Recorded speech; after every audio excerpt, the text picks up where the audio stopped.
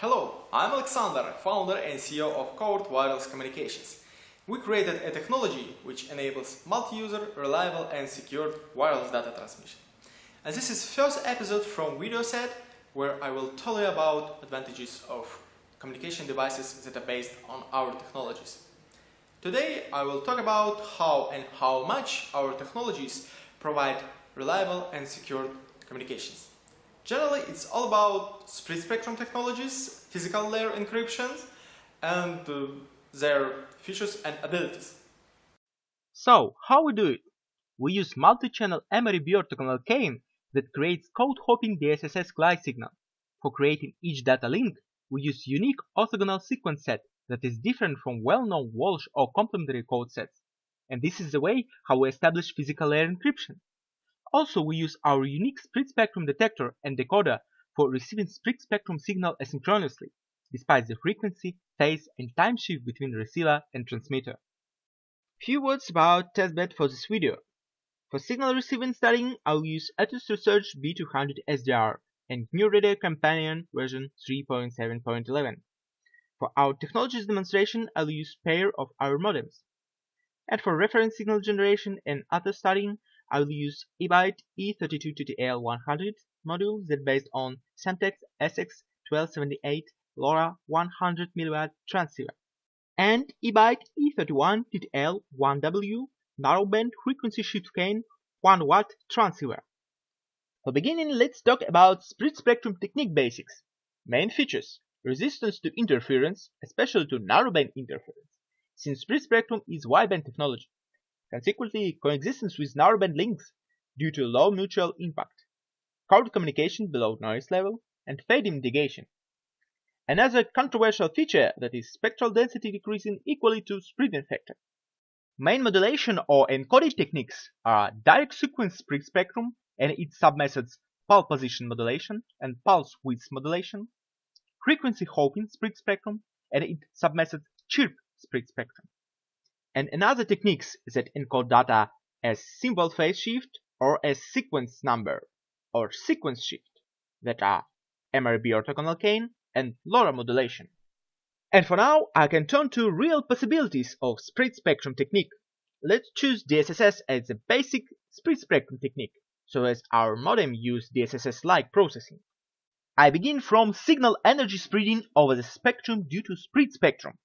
In ideal case, it would be good if signal energy was distributed uniformly over spread spectrum, and signal power spectral density was decreased equally to spreading factor. Because ISM regulation of USA and Europe use this rule for all signal with band that is wider than 25 kHz. So if you use band that is got as a result of multiplication of 25 kHz and some spreading factor, then you need to limit maximum spectral density level. This level is reduced at the same rate as band is increased. You can see example from this table. But in reality, this is not so. Let's study this question by using such GNU Radio flow graph. Here we have M sequence generator of spreading factor of 1023 and narrowband oscillator, and I'm run it. At top figure we can see signal by itself in time domain. And at bottom figure there is spectrum. I capture their maximum values. So maximum value for narrowband is minus 10 dB, and for split spectrum is minus 25 dB. We have 15 dB difference, that is 32, and equal to square root of 1023. In practice, since DSSS is transmitted mainly on several basic or major frequencies at the same time, it turns out that the spectral density decreases by square root of spreading factor time. Let's see how this happens in the case of our modem. Use GNU Radio as well. I've attached modem directly to SDR via attenuator and run test data transmission where spreading factor of 1024 is used. Check max level capturing, and here is minus 63 dB of maximum spectral density for split spectrum signal. I stop this case and run narrowband test signal. And here is minus 48 dB for narrowband signal. So we have spectral density decreasing by 32 times, or 15 dB too.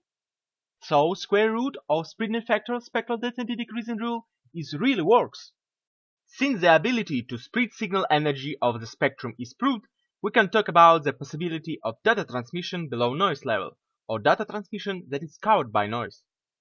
For example, if original information signal is formed by binary phase shift gain, then signal-to-noise ratio of 9 dB is needed for successful demodulation. So, if we want to cover this signal by noise, we need spreading factor at least 64, equal to 19 dB. In this case, noise and signal levels will be the same. But this process can be completed only if receiver receives or generates enough noise power to cover desirable signal. That is possible at high amplification level in receiving cascades, more than 40 dB. If the noise power is not enough and the signal level drops below quantization noise level of an electro-digital converter, then you cannot acquire transmitted data at any spreading factor. Now I will show you that this really can be established by our technologies. For the first time, I will show you successful detection process. Our modem is transmitter and SDR is receiver. Their radio frequency parts are loaded by attenuators. In such way, huge attenuation at short distance is established. GNU Radio helps me to implement processing scheme. Also, I add some signal amplification for successful detection. Top figure displays time shift or time position of start of spreaded symbol. Bottom figure displays amplitude response of spread spectrum detector. As we can see, time position value is constant during detector response burst, so detection is really successful for spreading factor of 1024. Now go down to spectrum analyzer display.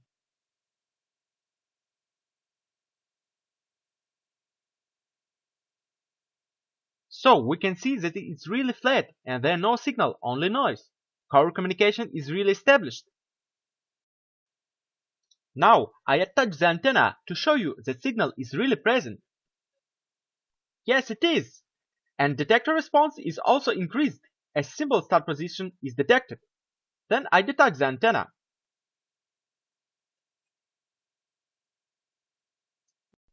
We go back to the beginning.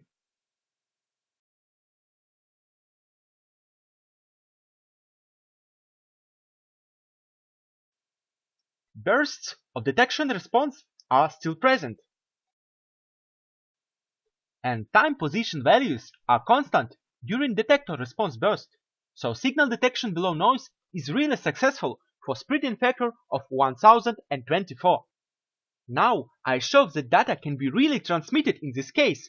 For this I use pair of our modems that are loaded by attenuators as before.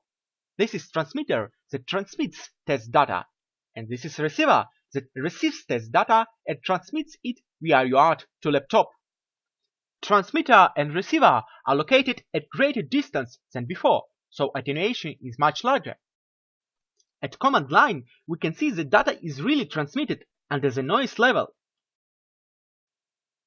I'll take receiver away and data transmission stopped.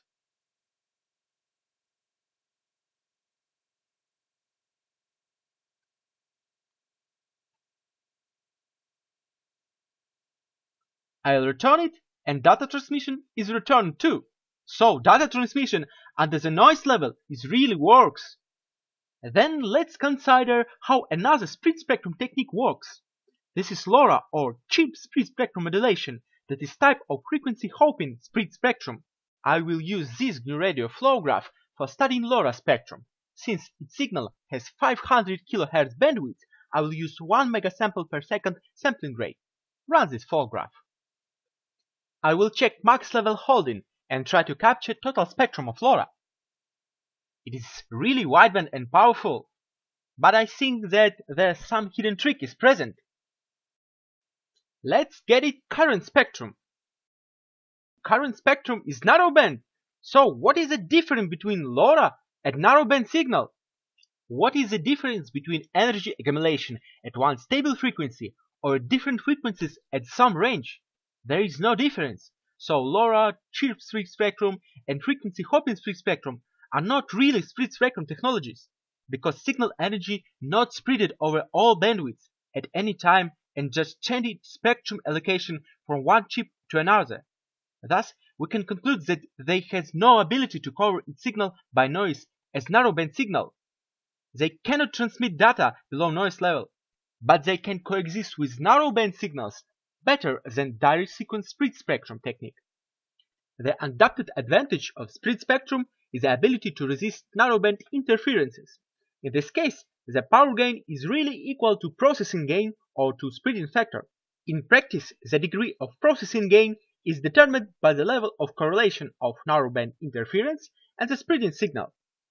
If the narrowband signal matches the one of major frequencies of spectrum of splitting signal, then the processing gain can fall to the square root of splitting factor times. Otherwise, it might be even greater than splitting factor. Let's see how our technologies help to resist narrowband interferences. I will use GNU Radio as well. In this flow graph, I will use our synchronizer detector block for splitting factor of 1024. At this block outputs, we get magnitude of detector response, current and captured time position of received symbol. Let's start this case study. The signal from our modem is being received. At top figure, received symbol time position is displayed. Green is current value and violet is captured value. At figure below, split spectrum detector response is displayed. At next figure below, received signal by itself is displayed, and bottom figure displays spectrum of received signal. Maximum level of spectral density of signal from our modem is minus 53 dB. Then I turn on narrowband data transmission. And its maximum of spectral density is minus 22 dB. So the difference between these levels is more than 30 dB. That is equal to splitting factor of 1024. I turn on narrowband data transmission again and go to the top figure. As before, we can see that the time position value is constant during detector response burst. So, split spectrum signal detection in presence of powerful narrowband interference is successful. Ability to resist narrowband interferences by our technologies is proved.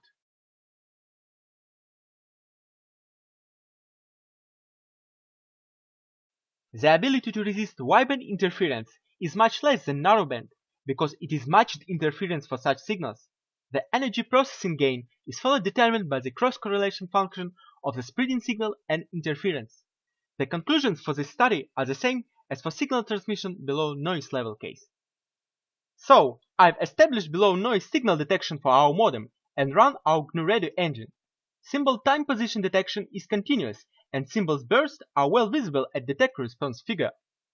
Then I go down to spectrum displaying. As we can see, spectrum is flat and consists totally from noise. So we can conclude that detection in presence of interference that has a high level of power spectral density and wider bandwidth can be realized by our technologies. By the way, other signals from our outer modems are also considered as wideband interference, so we can establish several intersecting data links at the same frequencies, which will not interfere with each other. And this is a good reason to find such quasi-orthogonal sequence sets that allow to build two or more CDMA networks that can work in the same frequency band at the same time at same area. But this case is for physical layer encryption. The last topic in this video is about physical layer encryption. One of our technologies allows to create unique orthogonal sequence set from arbitrary encryption key. That orthogonal sequence set can be used to organize the CDMA communication, and it differs from all other well-known orthogonal sequence sets, such as Walsh or complementary ones. However, you should follow the special rules for orthogonal sequence set synthesis to avoid intersection or to achieve some unique features as for zero correlation zone or complementary sequences. Special GNU Radio flow graph is created for this case. Here you can see three detectors that are work with different encryption keys. First is desirable key, second is from the same set as the first, and third is arbitrary key. I run this flow graph while under noise communication is established. Top figure displays spreaded symbol start position that is captured. Bottom detector response, and next bottom figure displays spectrum where signal is absent, so I'm back to symbol start position. Here green line is for desirable key, violet for second key, and orange for third arbitrary key. For desirable key detection is present, for second is quite bad and wrong, and for arbitrary is absent. As you can see, the difference in detector responses for desirable and arbitrary keys is quite large. which means that CDMA networks with different quasi-orthogonal sequence set can operate in one region at the same frequencies. That is all for today. At next video, I will tell you more about physical layer encryption and multi-user interaction of our modems. If this video was interesting for you and helps you to understand spread spectrum technologies more deeply, please support it by a like and your subscription to this channel.